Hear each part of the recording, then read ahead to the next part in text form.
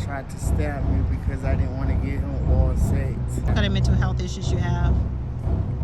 And so when did you realize that you wanted to live the beautification process?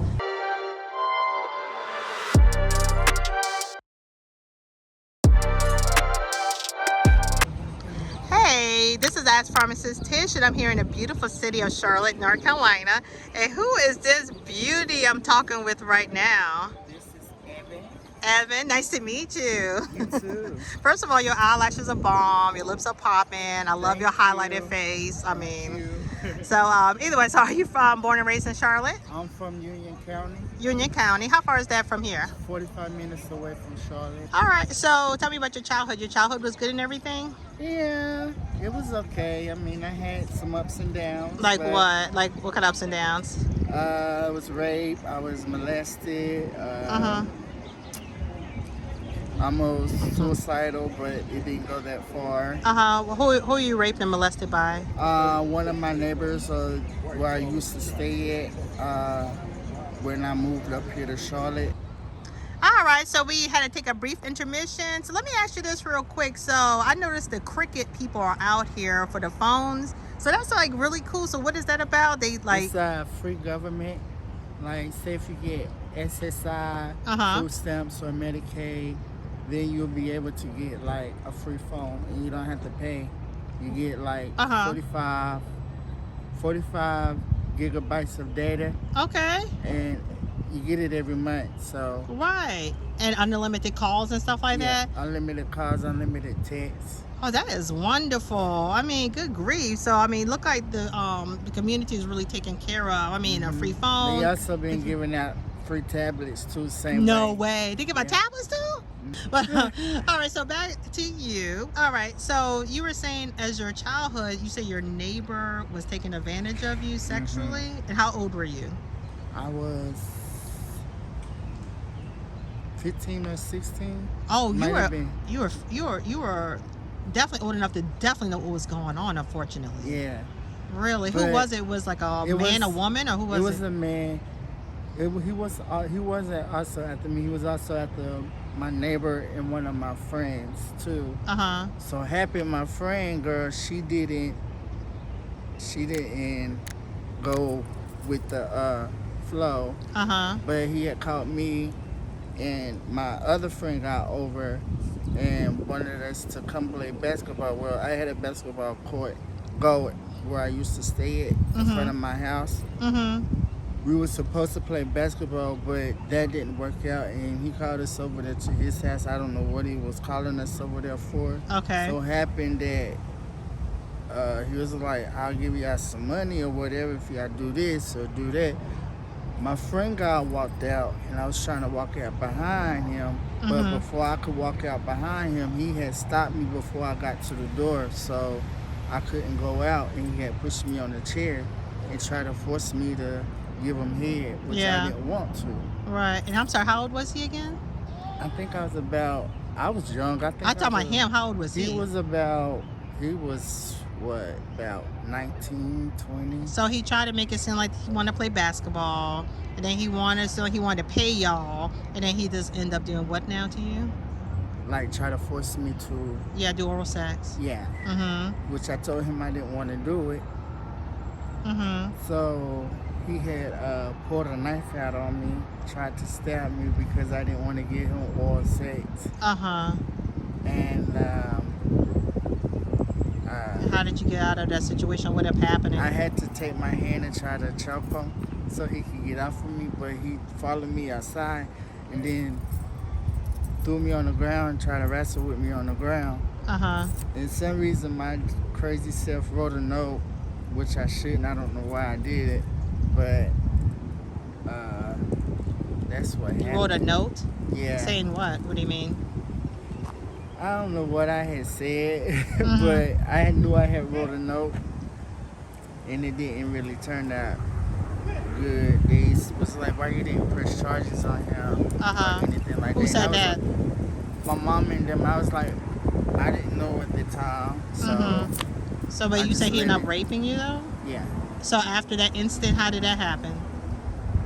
Well, that's when I thought I was gonna. They told me, to get them arrested or whatever, but I didn't know nothing about that. Right, So, you were just a 15, 16-year-old boy, yeah. Yeah. Mm-hmm. So, and then when I was at my grandma's house before she passed away, my grandpa, I was on the chair asleep and knocked out somehow. I felt somebody sit on top of me. Mm-hmm. Then I just happened to wake up and he was naked and everything. And I was like, what's going on? And my grandma was in the back room. I don't know if she heard him or what, but I think I said something. And I think she called him or whatever. And he so happened, I guess, went outside or whatever. Okay. And so how did that affect you? I mean, because that's traumatizing. Especially when there's a neighbor, someone that's so close to you. Yeah. It was, I mean, I didn't really know at the time, so it was kind of difficult for me. So how did that, so how long, so you're homeless now? No, I was homeless. Oh, okay. Oh, yeah, you did say that. Yeah. Okay. And so so how did you pull yourself out of that? Because that's amazing how, I mean, because it's hard, it's easy to stay in that spin cycle. I still have, cycles of it, but it's not like, I want to, but it's just, I don't know, it's just like, how you, like, say get harassed or something like that by somebody, and it's hard for you to kind of get away from it, and you get, like, thoughts about it, so it's like, I get thoughts every now and then, but it's like, not nothing tremendous. So you have any mental health issues and stuff? Is it something that was stemming from the trauma you've gone through? Yeah. What kind of mental health issues you have? I have hypertension and I have ADHD. You have what is it called? Hypertension. What's that? Well, they say I get hyper a lot. Okay, I got you. Yeah. Right. So. Right. And so when did you realize that you wanted to live the beautification process? What made you realize, like, hey, I want my nails, I want my hair, I want, what made you realize that was really who you are? I don't know. It's just, how old were you when you started happening? I think I was, when I got out of high school, when I was about 18. And how did your family react to that? Well, my family, okay, it's my mom, mainly, my mom and my dad, but they're kind of, getting over it now. They gave you a hard time about it? Yeah, because it was like, we didn't raise you this way. Really? Blah, blah, blah. You don't have to do this or do that. And I'm like, well, I mean, when something happened like that, it's kind of hard for you to get out of it right away. I mean, being through all the hurt that you've been through. Yeah. So you think because of the trauma you went through, you think that affect where you want to, you think so? Really? Yeah.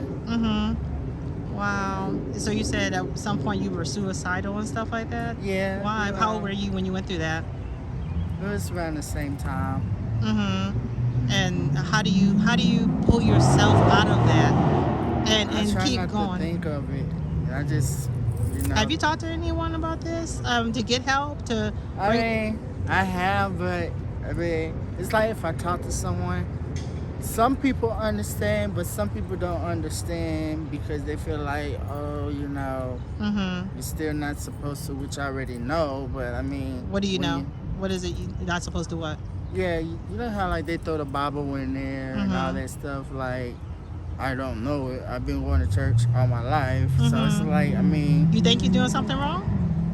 No, I mean, to them it seems like they feel like I'm doing something wrong, and I'm like, I'm okay. I mean, I'm all right. I'm happy. I'm not being hurt or anything. So I'm like, what is it for me to do? I mean. Right. How old are you? You said 30. Okay, yeah, you look young, so I had to ask. I was like, how old are you? A lot of people say that. Yes, very young. Right.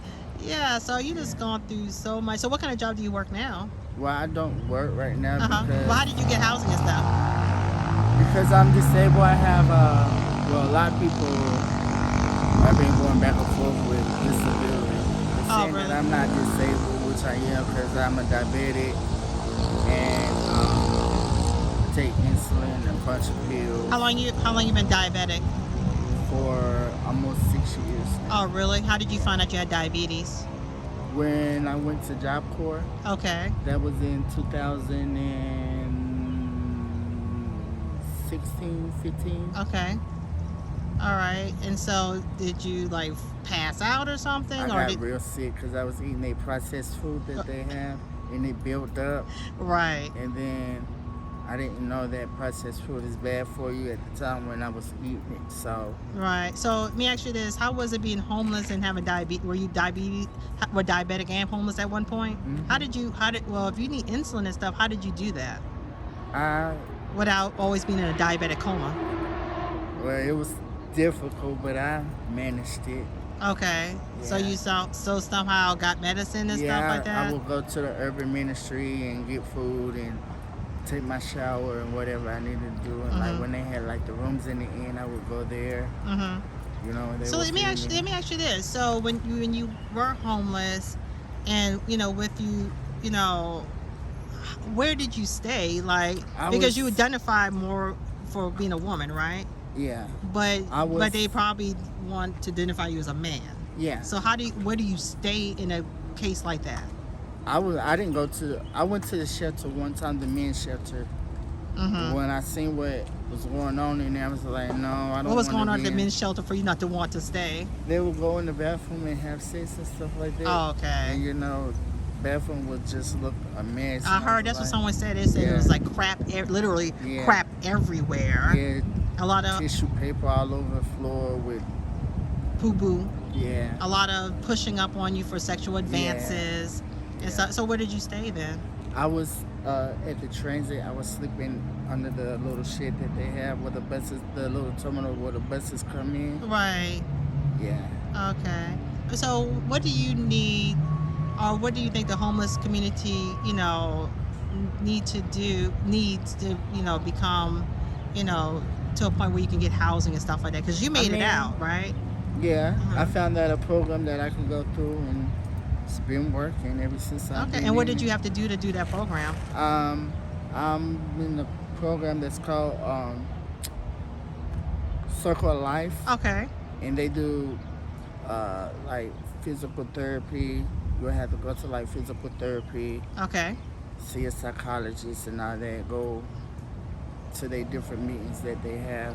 For you to get housing and stuff like that for them to help you out. So let me ask you this: why do other people not do this program if it was so easy for you to do? Some people don't want to. Some people like being outside. So yeah. Do you have any addictions or anything? No? Yeah, 'cause I know a lot of times for the programs you have to be free and clear of addictions. Yeah. But a lot of times even some of them that do have it, they still drink and do all this stuff. And some of them can't keep it, and they end up back in the same position that they was. Right. That's my point. It doesn't matter if you get the housing per se. If you still have like a mental health issue or addiction, you're just gonna end up back in the same situation from before. So you never had any addictions or anything? No. Really? Yeah. Well, I appreciate your time so very much, and thank you for the information. I can share with the other people and everything. Yeah, because it's a lot of stuff out here for people to get help, especially when you're homeless, but you have to know the right people to get the information from that will lead you in the right way, because some people will lead you in the wrong way and you will end up wasting your time, honey. Yeah. Chasing it like a cat chasing his tail, dog chasing his tail. So I'm glad that I was able to find the information that I needed to get me in the right place I am now, which I love it. Really? And how long you were there? I've been at my place for 2 years. Wow. And I only pay a portion of my rent, which is $100, and the program paid the rest. So wow. I'm very grateful. And one more time, and so how did you know how to connect the dots, so I can help other people? How did you do it? Because you make it sound so easy. I know it wasn't, but you still, you're very resourceful. Well, I was in Dorada, which is a school where bad people go, which I wasn't a bad person. They found something on me that I forgot I had. Okay. So they sent me to Dorada. And then just from there connected the dots. Yeah. Okay. Well, I appreciate everything. This was very inspiring. I love your beautiful spirit, and I hope it's always